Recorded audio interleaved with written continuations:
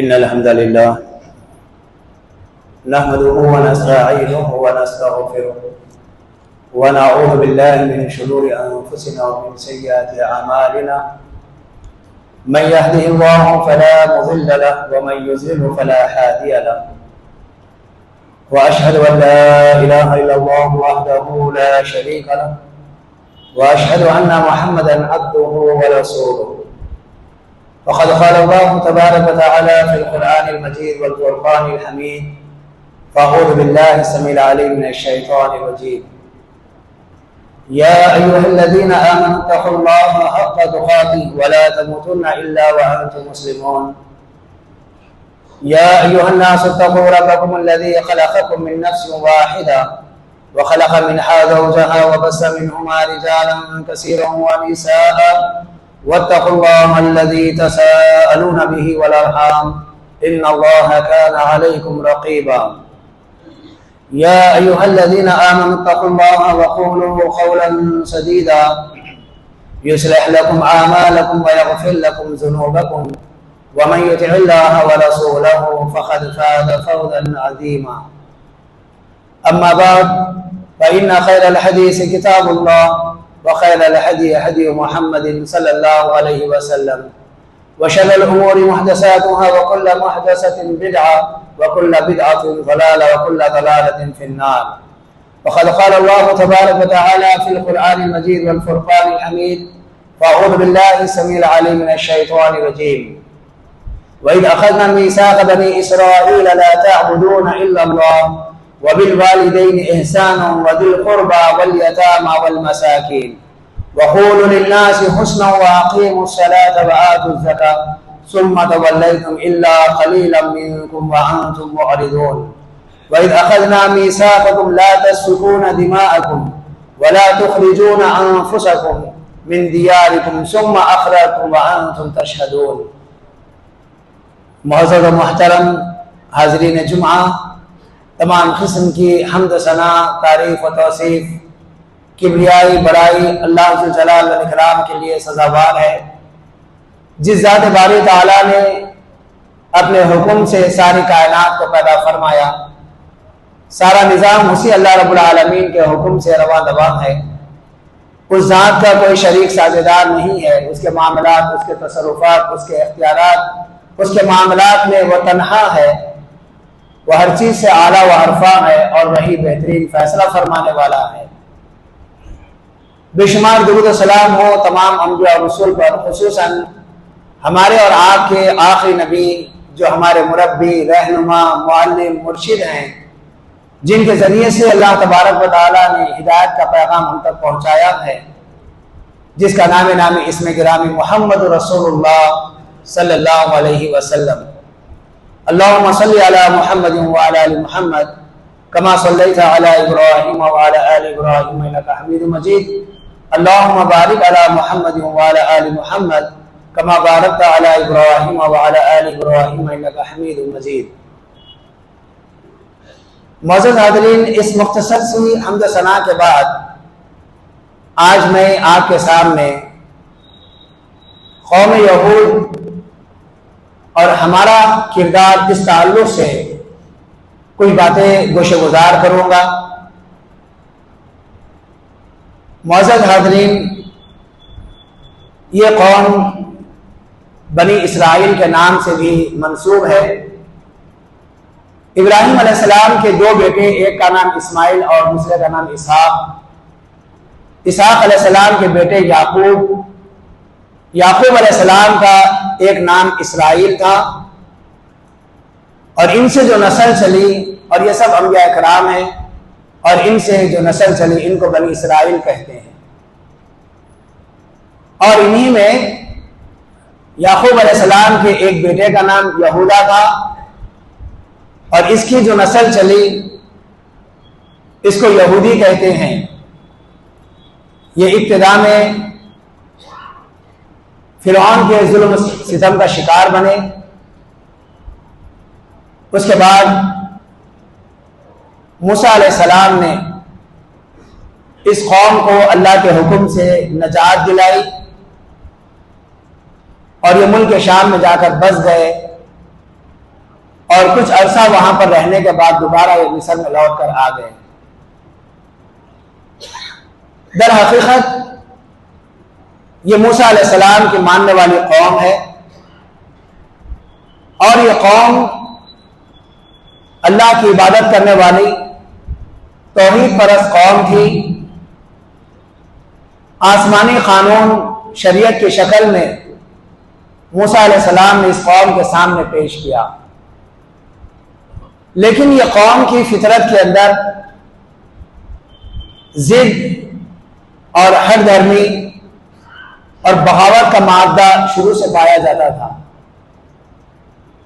انبیاء کرام کے اس دنیا سے گزر جانے کے بعد یہی وہ قوم ہے جس نے موسیٰ علیہ السلام کے دین کو بدل کر رکھ دیا۔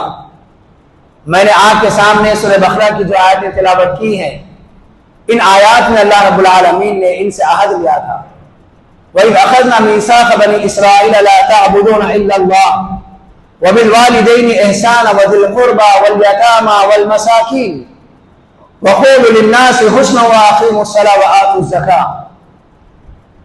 اللہ تبارک و تعالیٰ نے کہا کہ ہم نے بنی اسرائیل سے عہد و پیمان لیا کہ تم اللہ کے علاوہ کسی اور کی عبادت نہیں کرنا، والدین کے ساتھ حسن سلوک کرنا، رشتہ داروں کے ساتھ حسن سلوک کرنا، یتیموں کے ساتھ حسن سلوک کرنا، مسکینوں کے ساتھ حسن سلوک کرنا، وَقُولُوا لِلنَّاسِ حُسْنًا، اور لوگوں سے اچھی گفتگو کرنا، اچھے انداز سے لوگوں سے پیش آنا، وَأَقِيمُوا الصَّلَاةَ، اور نمازوں کو قائم کرنا اور زکوٰۃ ادا کرنا۔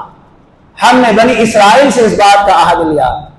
ثُمَّ تَوَلَّيْتُمْ إِلَّا قَلِيلًا مِّنكُمْ وَأَنْتُمْ مُعْرِضُونَ، پھر اس کے بعد تم میں سے بہت تھوڑے لوگ اس عہد و پیمان پر قائم رہے، بقیہ تم تمام کے تمام لوگ اس عہد و پیمان سے مڑ گئے، تم اعراض کرنے والے بن گئے۔ آگے اللہ رب العالمین نے کہا وَإِذْ أَخَذْنَا مِيثَاقَكُمْ لَا تَسْفِكُونَ دِمَاءَكُمْ وَلَا تُخْرِجُونَ أَنفُسَكُمْ مِنْ دِيَارِكُمْ ثُمَّ أَقْرَرْتُمْ وَأَنْتُمْ تَشْهَدُونَ، اور ہم نے اس قوم سے اس بات کا عہد لیا کہ تم لوگ آپس میں ایک دوسرے کو قتل نہیں کریں گے اور انہیں ان کے گھروں سے نہیں نکالیں گے، اور اس بات پر تم گواہ بھی ہو اور تم نے اس بات کا اقرار بھی کیا ہے۔ معزز حاضرین،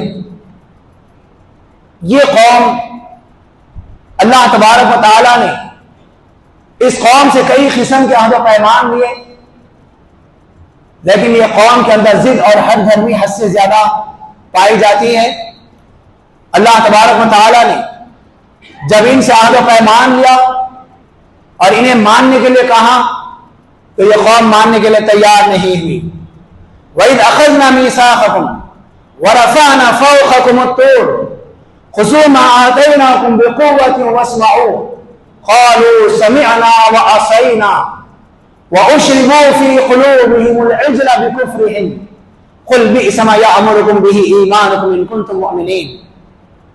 اور جب ہم نے ان سے عہد و پیمان لیا اور یہ قوم عہد و پیمان کے لیے تیار نہیں ہوئی، وَرَفَعْنَا فَوْقَكُمُ الطُّورَ، تو ہم نے طور پہاڑ کو ان کے اوپر اٹھا لیا، اگر تم لوگ ہمارے اس عہد و پیمان کو نہیں مانیں گے تو ہم تمہیں تباہ برباد کر کے رکھ دیں گے۔ جب اللہ تبارک و تعالیٰ نے طور پہاڑ ان کے اوپر اٹھا لیا اور جب ان سے کہا کہ تم لوگ اس کو تسلیم کرو تو لوگ کہنے قالوا سمعنا، تو اس وقت یہ لوگ کہنے لگے کہ ہم نے آپ کی بات سن لی ہے۔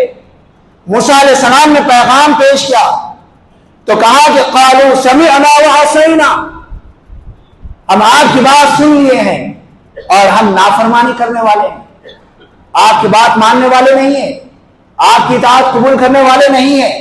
وہیں پر اگر آپ دیکھیں گے اللہ کے نبی صلی اللہ علیہ وسلم کی اس امت کے لیے جب پیغام آیا نبی صلی اللہ علیہ وسلم کی بات مانو، سمعنا وأطعنا، صحابہ اکرام نے کہا کہ اے نبی ہم نے آپ کی بات سن لی اور ہم آپ کی اطاعت کرنے والے ہیں۔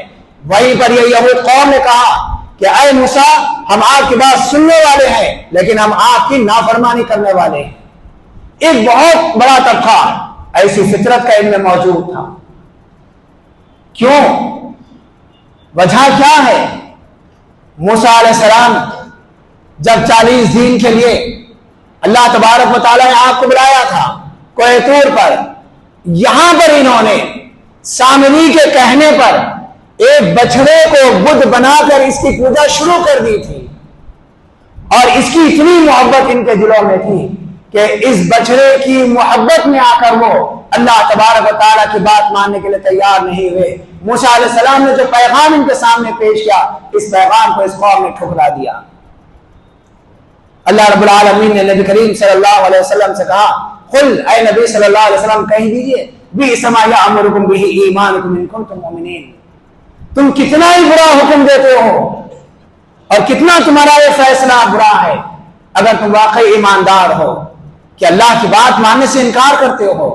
اور عزیزان محترم، اگر آپ دیکھیں گے یہی پہلی قوم بنی جو اللہ تبارک و تعالیٰ کی شریعتوں کے اندر تبدیلی لانے والی رہی۔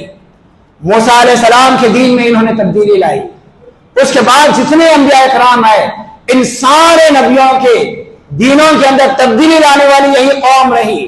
در حقیقت اللہ ذوالجلال والاکرام نے اس قوم کو جو دین دیا تھا، آسمانی دستور ان کو دیا تھا، آسمانی قانون ان کے حوالے کیا تھا، لیکن اس کی ذمہ داری بھی اسی قوم کے اوپر رکھی تھی۔ انبیاء کرام کے گزر جانے کے بعد اور اہل ایمان کے گزر جانے کے بعد اس قوم نے اپنی فطرت کا اظہار کیا اور اللہ تبارک و تعالیٰ کے نازل کردہ دین کو دنیا کے قاتل انہوں نے تبدیل کر کے رکھ دیا۔ اور یہی بات اللہ تبارک و تعالیٰ نے قرآن کریم کے اندر ذکر بھی کی ہے، فَوَيْلٌ لِّلَّذِينَ يَكْتُبُونَ الْكِتَابَ بِأَيْدِيهِمْ ثُمَّ يَقُولُونَ هَٰذَا مِنْ عِندِ اللَّهِ لِيَشْتَرُوا بِهِ ثَمَنًا قَلِيلًا فَوَيْلٌ لَّهُم مِّمَّا كَتَبَتْ أَيْدِيهِمْ وَوَيْلٌ لَّهُم مِّمَّا يَكْسِبُونَ۔ اللہ تبارک و تعالیٰ نے ان کی اس حرکت کو قرآن کریم کے اندر ذکر کیا ہے، ویل ہے ان لوگوں کے لیے جنہوں نے اللہ کی کتاب کے اندر اپنے ہاتھوں سے لکھا، ثم یقولون، پھر اس کے بعد یہ کہنے لگے، ھذا من عند اللہ، یہ تو اللہ رب العالمین کی طرف سے ہے، لیشتروا بہ ثمنا قلیلا، تاکہ اس کو تھوڑی تھوڑی قیمتوں کے اندر فروخت کر دیا جائے۔ اور اللہ رب العالمین نے کہا، فویل لہم مما کتبت ایدیہم وویل لہم مما یکسبون، ویل ہے اس قوم کے لیے، بربادی ہے اس قوم کے لیے، یا جہنم کی آگ ہے اس قوم کے لیے جو یہ اپنے ہاتھوں سے لکھتے ہیں اور اس کو فروخت کر دیتے ہیں۔ ان کی کمائی پر بھی اللہ نے لعنت بھیجی ہے، ان کی کمائی پر بھی اللہ نے ویل کا تذکرہ کیا ہے، اور ان کے اس لکھنے پر بھی اللہ رب العالمین نے ویل کا تذکرہ کیا ہے۔ یہ ایک ایسی ضدی اور حق دھرم قوم ہے۔ عزیزان محترم، یہ انبیاء کرام کو قتل کرنے والی قوم ہے، یہ اپنے دلوں کے اندر حسد اور بغض رکھنے والی قوم ہے، اور یہ قوم اپنے اندر نفاق کو جگہ دینے والی قوم ہے۔ معزز حاضرین، یہ لوگ زکریا علیہ السلام کو قتل کیا، یحییٰ علیہ السلام کو قتل کیا، اس کے علاوہ اور بھی انبیاء کرام کے لوگ قاتل رہے۔ عیسیٰ علیہ السلام کے دین کو جو تباہ برباد کیا گیا، جس کا نام شاول تھا، در حقیقت یہ یہودی تھا اور یہودیوں کا کٹر دشمن تھا۔ اس کے بعد اس نے ایک طریقہ اپنے آپ رچا اور کہا کہ میں عیسائی ہو گیا ہوں، اللہ تبارک و تعالیٰ کے طرف سے میرے پاس بشارت آئی ہے، جبرائیل نے مجھے حکم دیا ہے کہ میں مذہب عیسائیت کو قبول کر لوں اور عیسائی مذہب کے تحت اپنی زندگی گزاروں۔ اس کے بعد یہ عیسائی مذہب میں آیا اور قسطنطنیہ کا بادشاہ قسطنطین جو اس وقت موجود تھا، اس کے سامنے تورات کو انجیل کو تبدیل کیا، اور انجیل کو تبدیل کرنے کے بعد اس بادشاہ کے سامنے پیش کیا، جبکہ 270 لوگ ایک طرف ہیں اور 1700 سے زائد لوگ اس کی کھل کر مخالفت کیے کہ اس نے اللہ کے دین کے اندر تبدیلی ڈالی، ہم اس کو قبول نہیں کریں گے۔ لیکن بادشاہ اپنے اثر و رسوخ سے شاول کی تحریر شدہ انجیل کو تسلیم کیا اور اس کے بعد اسی کو نافذ کرنے کا حکم دے دیا۔ اس طریقے سے اس یہودی نے عیسائی مذہب کے اندر بھی تبدیلی لا کر رکھ دی، اور یہ لوگ ان کی آخری نبی کے تعلق سے بڑی خواہش بڑی تمنا تھی، آخری نبی آنے والے ہیں، کیونکہ تورات کے اندر آخری نبی کے سارے اوصاف بیان کر دیے گئے تھے، آخری نبی کے صفات اس کے اندر آ چکے تھے۔ اب یہ انتظار میں تھے آخری نبی آئیں گے، ہم اس نبی کی اتباع اور پیروی کریں گے۔ لیکن جب انہیں اس بات کی اطلاع ملی کہ مکے کے اندر نبی آ چکے ہیں اور وہ نبی اسماعیل علیہ السلام کی نسل سے آئے ہیں، بس یہی بات کا ان کے دلوں میں بغض اور حسد تھا۔ ان کی خواہش اور تمنا یہ تھی کہ جس طریقے سے بنی اسرائیل میں سارے انبیاء کرام اسحاق علیہ السلام کی نسل سے آئے ہیں، تو یہ آخری نبی بھی اسحاق علیہ السلام کی نسل سے آئے گا۔ لیکن جب پتا چلا یہ آخری نبی اسماعیل علیہ السلام کی نسل سے آئے ہیں، بس انہوں نے اسی حسد اور بغض کی بنیاد پر نبی صلی اللہ علیہ وسلم کی شریعت کو اور نبی صلی اللہ علیہ وسلم کو ماننے سے انکار کیا۔ اتنا ہی نہیں، ان کی خواہش بھی رہی، وَدَّ كَثِيرٌ مِّنْ أَهْلِ الْكِتَابِ لَوْ يَرُدُّونَكُم مِّن بَعْدِ إِيمَانِكُمْ كُفَّارًا حَسَدًا مِّنْ عِندِ أَنفُسِهِم مِّن بَعْدِ مَا تَبَيَّنَ لَهُمُ الْحَقُّ فَاعْفُوا وَاصْفَحُوا حَتَّىٰ يَأْتِيَ اللَّهُ بِأَمْرِهِ۔ ان کی خواہش، ان کی تمنا اللہ تبارک و تعالیٰ نے قرآن کریم میں ذکر کیا ہے۔ ان کی خواہش کیا ہے، یا اہل کتاب کیا چاہتے ہیں؟ وَدَّ كَثِيرٌ مِّنْ أَهْلِ الْكِتَابِ، اکثر یہود و نصارے کی خواہش اور تمنا ہے، لَوْ يَرُدُّونَكُم مِّن بَعْدِ إِيمَانِكُمْ كُفَّارًا، کہ تمہارے اس ایمان کے بعد وہ تمہیں کفر میں لوٹانا چاہتے ہیں، تم سے کفر کروانا چاہتے ہیں۔ یہ ان کی خواہش اور ان کی تمنا ہے۔ حسدا من عند انفسهم، ان کے دلوں کے حسد کی بنیاد پر، ان کے اندر جو حسد پایا جاتا ہے، یہ آخری نبی ہمارے اسحاق علیہ السلام کی نسل سے نہیں آیا ہے، اور اسی نسل سے تو ہم بھی ہیں، ہماری نسل میں نبی نہیں آیا ہے، تو اس بنیاد پر ان کے دلوں میں جو حسد پیدا ہوا ہے، اس حسد کی بنیاد پر وہ تمہیں ایمان سے ہٹانا چاہتے ہیں۔ جبکہ اللہ تبارک و تعالیٰ کہتا ہے من بعد ما تبین لهم الحق، حق کے واضح ہو جانے کے باوجود یہ لوگ آپ کو اس دین سے ہٹانا چاہتے ہیں۔ اللہ تبارک و تعالیٰ نے اس کے بعد بھی کیا کہا؟ فاعفوا واصفحوا، معاف کر دو، ان کو درگزر کر دو، حتی یأتی اللہ بامرہ، یہاں تک کہ اللہ رب العالمین ان کے تعلق سے فیصلہ فرمائے گا، ان کو اپنی گرفت میں لے گا، یا اللہ رب العالمین ان کے اوپر عذاب لائے گا۔ ان اللہ علی کل شیء قدیر، بے شک اللہ تعالیٰ ہر چیز پر قدرت رکھنے والا ہے۔ عزیزان محترم، اسی پر یہ قوم نے اکتفا نہیں کی، یہ نبی صلی اللہ علیہ وسلم کے اس دین کو برباد کرنے کے لیے انہوں نے ارادہ کیا کہ ہم نبی صلی اللہ علیہ وسلم کے اس دین، اس شریعت کو تباہ کرنے کے لیے ہم مسلمان بن جائیں۔ نبی صلی اللہ علیہ وسلم کے دور میں 17 آدمی ایسے رہے جو کٹر یہودی تھے، انہوں نے اسلام قبول کیا اور ظاہر میں اپنے آپ کو مسلمان بتانے لگے، نبی صلی اللہ علیہ وسلم کی مجلسوں میں آنے لگے، آپ کے ساتھ سفروں میں شریک ہونے لگے، آپ کی مجلسوں سے فائدہ اٹھانے لگے، لیکن ان کے دلوں کے اندر وہی بغض، وہی حسد، وہی اناد موجود تھا۔ اللہ رب العالمین نے جب تک اپنی آیات کے ذریعے آگاہ نہیں کیا، نبی صلی اللہ علیہ وسلم کو اس کا علم نہیں ہوا۔ وَمِنَ النَّاسِ مَن يَقُولُ آمَنَّا بِاللَّهِ وَبِالْيَوْمِ الْآخِرِ وَمَا هُمْ بِمُؤْمِنِينَ يُخَادِعُونَ اللَّهَ وَالَّذِينَ آمَنُوا وَمَا يَخْدَعُونَ إِلَّا أَنفُسَهُمْ وَمَا يَشْعُرُونَ فِي قُلُوبِهِم مَرَضٌ فَزَادَهُمُ اللَّهُ مَرَضًا وَلَهُمْ عَذَابٌ أَلِيمٌ بِمَا كَانُوا يَكْذِبُونَ وَإِذَا قِيلَ لَهُمْ لَا تُفْسِدُوا فِي الْأَرْضِ قَالُوا إِنَّمَا نَحْنُ مُصْلِحُونَ ألا إنهم هم المفسدون ولكن لا يشعرون وإذا قيل لهم آمنوا قالوا آمنا۔ کیا ہم یہاں پر اللہ رب العالمین نے بہت تفصیل کے ساتھ دیکھیے ان یہودیوں کی سازش، یہ ظاہر میں ایمان لا لیے۔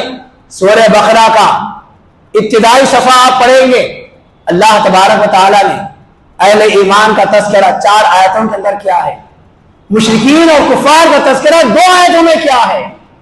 اور اس رکوع کے ختم ہونے کے بعد دوسرا رکوع مکمل طور پر 11 آیتوں پر مشتمل ہے. ان 11 آیتوں کے اندر یہی منافقین کا تذکرہ ہے جو دراصل یہودی تھے اور اپنے آپ کو مسلمان بن کر ظاہر ہو رہے تھے. اللہ نے کہا کہ حقیقت میں مومن نہیں ہے.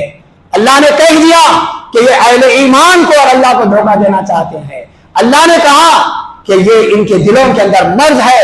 اللہ نے کہا کہ زمین پر فساد برپا کرنے والے ہیں.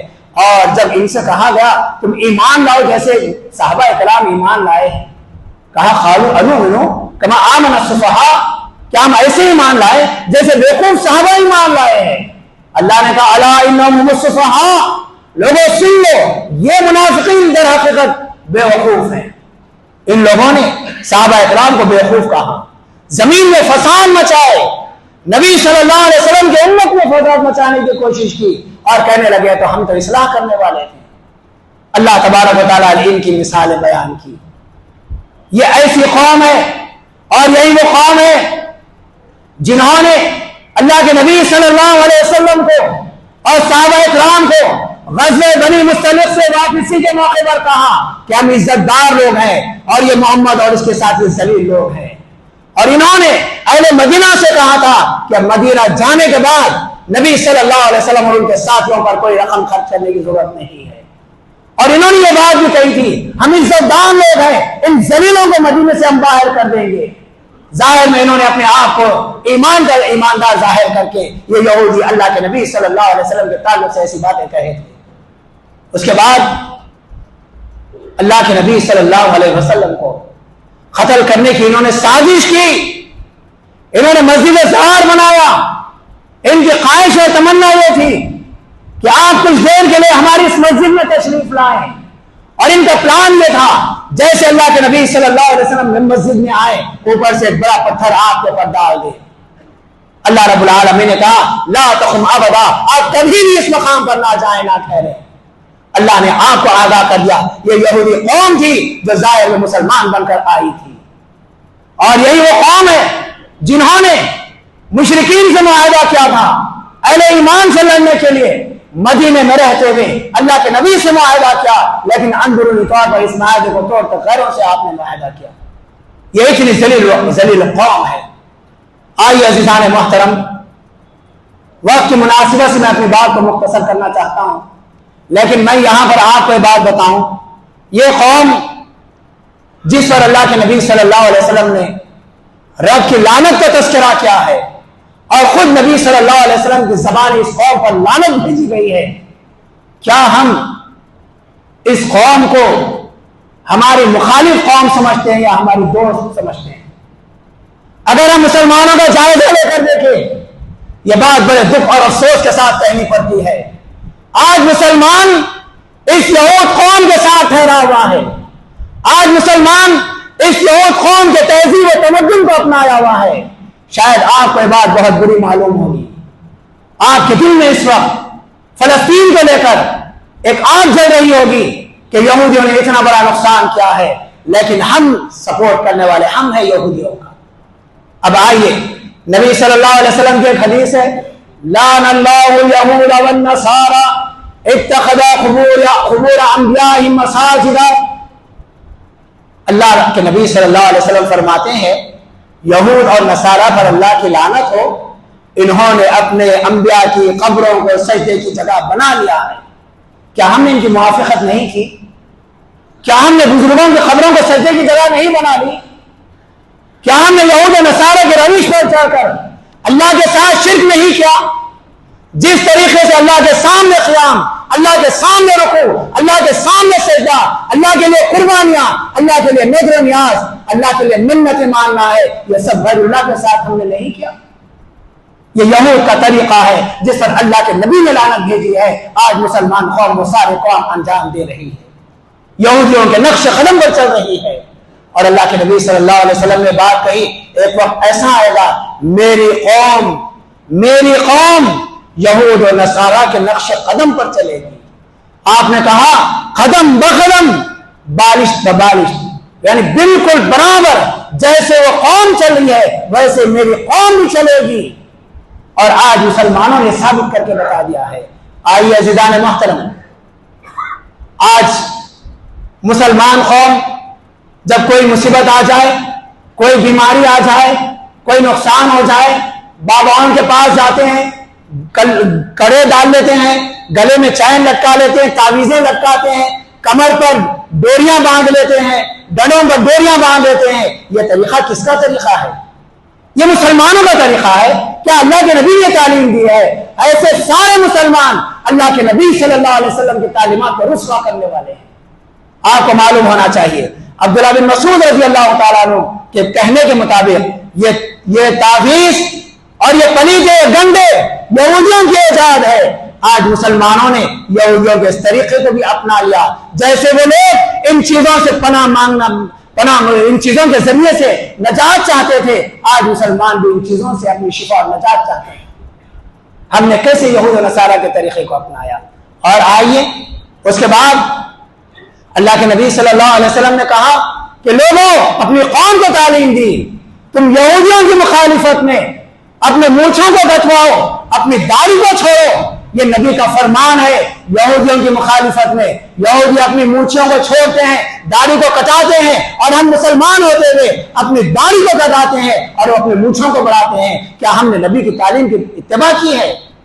نبی کی تعلیم کو پس پھول ڈالا اور ان یہودیوں کے نقش قدم پر چل کر ہم ان کا ساتھ دے رہے ہیں۔ جو طریقہ، جو تہذیب یہود و نصارہ کی رہی، خصوصاً یہودیوں کی رہی، آج وہ تہذیب ہم نے اپنا لیا ہے، اپنی زندگی کے اندر لا لیا ہے۔ ہم برابر برابر یہودیوں کے قدم بقدم شانہ بشانہ ٹھہرے ہوئے ہیں۔ پھر اس کے بعد آئیے اللہ کے نبی صلی اللہ علیہ وسلم نے کہا کہ دیکھو، تم افطار میں جلدی کرو، سحر میں تاخیر کرو، کیونکہ یہودی افطار میں جلدی کرتے ہیں، افطار میں تاخیر کرتے ہیں۔ یہ اللہ کے نبی صلی اللہ علیہ وسلم نے امت کو تعلیم دی تھی، لیکن یہ امت افطار میں جہاں پر اللہ کے نبی نے جلدی کرنے کی تعلیم دی ہے، یہودیوں کی مخالفت کرنے کی تعلیم دی ہے، آج یہ امت مسلمانوں کا ایک بڑا طبقہ افطار میں احتیاط کے نام پر تاخیر کرتا ہے۔ نبی نے کہا جلدی کرو، نبی کی بات سمجھ میں نہیں آئی، یہودیوں کا طریقہ ہے تاخیر کرو، ہم نے تاخیر کر لی۔ سحر میں تاخیر کرنا ہے، وہاں پر ہم جلدی کرتے ہیں احتیاط کے نام پر۔ کس کی تعلیم کو ہم نے اپنایا ہے؟ کس کی تعلیم کو ہم نے رد کیا ہے؟ اور پھر یہودیوں سے ہماری مخالفت، ہم مخالفت کرنے والے نہیں ہیں، ہم یہودیوں کے برابر ٹھہرنے والے ہیں۔ اسی وجہ سے ہمارے پر بدبختی پڑ رہی ہے۔ اور آئیے اس کے علاوہ نفاق کا جو مادہ ہے، میں نے آپ کو قرآن کریم سورہ بقرہ کی دوسرے رکوع کی آیتیں پڑھ کر بتائی ہے، وہ نفاق آج مسلمانوں کے اندر پایا جا رہا ہے۔ کوئی بات اسلام کے تعلق سے، مسلمانوں کے تعلق سے اگر کسی یہودی کے پاس پہنچ جاتی، وہ سارے یہودیوں کے اندر اس بات کو بلا تحقیق پہنچا دیا کرتا تھا۔ آج مسلمان اسی روش پر چل رہا ہے۔ نبی نے تعلیم دی ہے قرآن کریم کے ذریعے سے، اگر کوئی فاسق تمہارے پاس کوئی خبر لائے تم اس کی تحقیق کر لیا کرو۔ یہ اسلام کی تعلیم ہے، یہ نبی کی تعلیم ہے، لیکن ہم یہودیوں کے طریقے پر چل کر اگر کوئی بات ہمارے پاس آتی ہے، ہم بڑی تیزی کے ساتھ اس کو پھیلانے لگ جاتے ہیں۔ یہ یہودیوں کا طریقہ ہے جو آج ہم نے اپنایا ہے۔ اس کے علاوہ ہمارا لباس دیکھیے یہودیوں کے طرح، اور پھر جو حسد یہودیوں کے اندر پایا جاتا تھا، آج مسلمانوں کے اندر بھی وہ حسد پایا جا رہا ہے۔ مسلمان دوسرے مسلمان کو دیکھ کر برداشت نہیں کرتا، اس کی ترقی کو برداشت نہیں کر سکتا۔ جیسے یہود قوم اپنے دل کے اندر حسد، بغض، عناد رکھا کرتی تھی، آج مسلمان قوم بھی وہ چیزوں کو اپنا لی ہے۔ آئیے عزیزان محترم، کیا یہ ساری چیزیں حقیقت پر مبنی ہے یا نہیں؟ کسی اور سے پوچھنے کی ضرورت نہیں ہے۔ اپنے آپ کا اپنے گریبان میں جھانک کر دیکھیں، اپنے آپ کا جائزہ لے کر دیکھیں، یہ ساری برائیاں آج ہمارے اندر موجود ہیں۔ یہی وجہ ہے کہ ہماری دعائیں بھی بے اثر ہوتی جا رہی ہیں۔ اللہ کے لیے اسلام کو سمجھیں اور اس یہود قوم کو سمجھیں، ان کی پالیسیوں کو جانیں اور اس قوم سے ہمیشہ کے لیے دور ہو جائیں۔ ان سارے ماحول میں صحابہ کرام کے اندر رہتے ہوئے ایسے فتنے انگیزیوں کی کوشش کی، کیا صحابہ کرام پر اس کا کوئی اثر پڑا؟ نہیں۔ اور آخری بات میں آپ کو بتاؤں، عبداللہ بن ابی بن سلول یہ منافقین کا سردار تھا، اور دوسرا عبداللہ بن سبا، یہ بھی ایک یہودی تھا اور یہ اسلام قبول کیا عمر رضی اللہ تعالیٰ عنہ کے دور میں۔ عمر رضی اللہ تعالیٰ عنہ عبداللہ بن سبا کو جان گئے اور کہا کہ عبداللہ بن سبا، جب تک تمہیں ہمارا حکم نہ ملے تم مدینے کے باہر کا سفر نہیں کر سکتے۔ اس کے اوپر پابندی لگا دی گئی تھی، وہ پابند ہو گیا تھا۔ لیکن جب عثمان رضی اللہ تعالیٰ عنہ کا دور آیا، عثمان رضی اللہ تعالیٰ عنہ بڑے نرم دل تھے، اس نے قرآن کریم کی آیت پڑھ کر کہا کہ اللہ رب العالمین قرآن مجید میں کہتا ہے کہ تم مختلف شہروں کا دورہ کرو، زمین پر گھومو پھرو اور اللہ کی نشانیوں کو دیکھو۔ میں اس کے خاطر، میں اللہ کی نشانیوں کو دیکھنے کے خاطر میں مدینے کے باہر کا سفر کرنا چاہتا ہوں۔ عثمان رضی اللہ تعالیٰ عنہ نے اس عبداللہ بن سبا کو سفر کی اجازت دے دی۔ یہ سب سے پہلے کوفہ گیا، بصرہ گیا اور وہاں پر جا کر عثمان رضی اللہ تعالیٰ عنہ کے خلاف علم بغاوت بلند کیا۔ عثمان رضی اللہ تعالیٰ عنہ کو قتل کرنے میں اگر کوئی شامل تھے تو عبداللہ بن سبا کی پارٹی شامل تھی۔ جنگ صفین ہوئی اسی کی غلط فہمیوں کی بنیاد پر۔ اسی نے جب دیکھا جنگ صفین میں علی رضی اللہ تعالیٰ عنہ اور معاویہ رضی اللہ تعالیٰ عنہ کے اندر اتحاد ہو رہا ہے، اتحاد کی بات ہو رہی ہے، ابو موسیٰ اشعری رضی اللہ تعالیٰ عنہ قرآن کریم کو اٹھا لیا اور کہا کہ یہ اللہ کا کلام ہے، ہم اس کے ذریعے سے فیصلہ کریں گے۔ جب دونوں گروپ مان لیے اور دونوں جرنیلوں کے درمیان اہم معاہدہ ہونے جا رہا تھا تو پیچھے سے عبداللہ بن سبا، جو یہودیوں کا در حقیقت ٹولہ تھا، اسلام کا لبادہ یہ اوڑھے ہوئے تھے، انہوں نے علی رضی اللہ تعالیٰ عنہ کی فوج پر حملہ کر دیا، جس کے بعد بہت بڑی جنگ ہوئی۔ اسلام کی اس وقت تک اسلام کی تاریخ میں جتنی جنگیں ہوئی ہیں کبھی بھی 10,000 آدمی نہیں مارے گئے تھے، سارے شہداء کو ملا لیں، لیکن اس ایک جنگ کے اندر دونوں طرف سے لڑنے والے مسلمان تھے۔ اس فتنے کی بنیاد پر ایک ہی جنگ صفین میں 10,000 مسلمان مارے گئے۔ ان کا یہ فتنہ تھا، اس کو سمجھیے، اس سے دور رہیے، اسی میں ہماری نجات ہے۔ یہ چند باتیں تھی جو میں نے آپ کے سامنے رکھی ہیں، لیکن میں آپ تمام سے گزارش کروں گا اللہ کے واسطے اس موقع پر آنے کے بعد کم سے کم اپنے آپ کو بدلیں، اپنی سوچ کو بدلیں۔ اسلام کیسی پیاری تعلیم دیا ہے، اس تعلیم کو دیکھیں، ہمارے نبی کے اسوے کو اپنائیں۔ در حقیقت ہماری تہذیب، ہمارا تمدن، ہمارا گھریلو ماحول، ہمارا رہن سہن، ہمارا لباس، ہمارے چہرے، ہمارے معاملات، یہ سارے کی ساری تبدیل ہو گئی ہیں۔ کسی چیز کے اندر بھی اسلام نظر نہیں آتا ہے۔ بس ہم یہ سمجھتے ہیں کہ 5 وقت نماز ادا کر لیں یا جمعہ میں شریک ہو جائیں یا رمضان اور عیدین میں آ جائیں، یہی ہمارا اسلام ہے۔ نہیں، زندگی کے ہر موڑ پر، ہر قدم پر ہمیں اسلام کو اپنانا ہے، اسلام کے مطابق زندگی گزارنا ہے، تبھی ہماری کامیابی و کامرانی ہے۔ اللہ ذوالجلال والاکرام سے دعا ہے کہ اللہ تعالیٰ سب سے پہلے مجھے اور ہم تمام مسلمانوں کو شریعت کے مطابق عمل کرنے کی توفیق عطا فرما۔ نبی صلی اللہ علیہ وسلم نے جو پاکیزہ شریعت ہمارے سامنے پیش کی ہے، اے اللہ شریعت کو اپنانے کی توفیق عطا فرما۔ اے اللہ یہودیوں کے روش سے، یہودیوں کی چالوں سے، یہودیوں کی فطرت سے، اے اللہ یہودیوں کی تہذیب سے، تمدن سے، اے اللہ ہم تمام کو محفوظ فرما۔ اے اللہ ہمارے اندر جو خرابیاں، جو برائیاں پیدا ہو گئی ہیں، اے اللہ اس سے محفوظ فرما، ہماری غلطیوں کا معاف فرما۔ اے اللہ ہم پر رحم فرما۔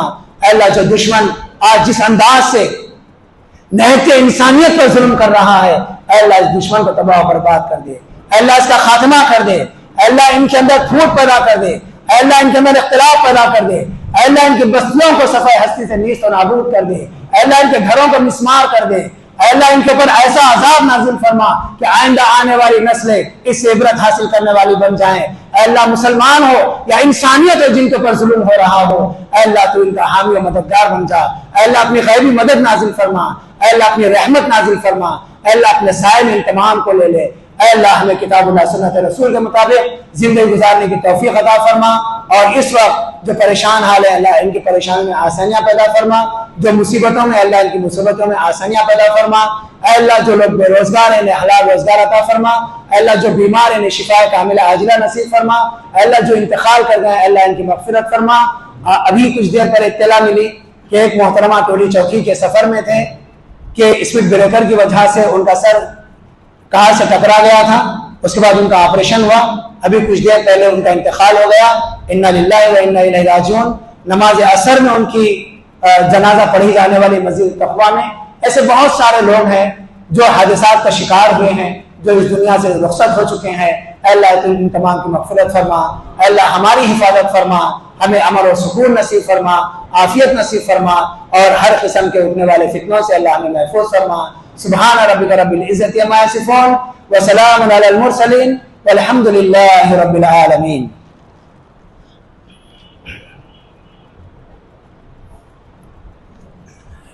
ان الحمد للہ نحمده ونستعینه ونستغفره ونعوذ باللہ من شرور انفسنا ومن سیئات اعمالنا من يهده الله فلا مضل له ومن يضلل فلا هادي له واشهد ان لا اله الا الله وحده لا شريك له واشهد ان محمدا عبده ورسوله فقد قال الله تبارك وتعالى في القرآن المجيد والفرقان الحميد فاعوذ بالله السميع العليم من الشيطان الرجيم ان الله وملائكته يصلون على النبي يا ايها الذين امنوا صلوا عليه وسلموا تسليما اللهم صل على محمد وعلى ال محمد كما صليت على ابراهيم وعلى ال ابراهيم انك حميد مجيد اللهم بارك على محمد وعلى ال محمد كما باركت على ابراهيم وعلى ال ابراهيم انك حميد مجيد عباد الله رحمكم الله ان الله يأمر بالعدل والإحسان وإيتاء ذي القربى وينهى عن الفحشاء والمنكر والبغي يعظكم لعلكم تذكرون واذكروا الله يذكركم وادعوه يستجب لكم ولذكر الله تعالى واجل وأكبر